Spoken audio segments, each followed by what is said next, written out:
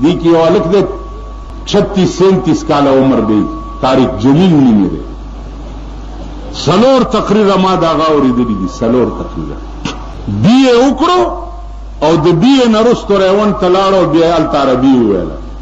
دا سی عربی وی چې علماء نشي ویل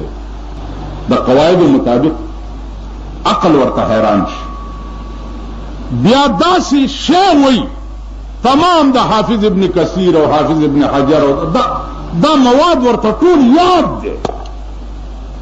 تقریر ته ناس ته مانو یو ټکی مې وره چې ما تم پکې اشتباه شو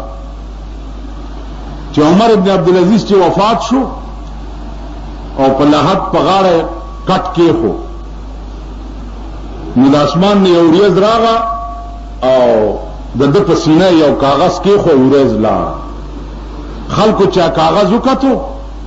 په هغې کې لیکلي چې بسم الله الرحمن الرحیم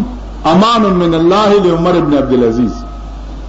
عمر ابن عبدالعزیز ته د خښېدو نه مخکې نجات شو خښېدو نه مخکې وبخلی شو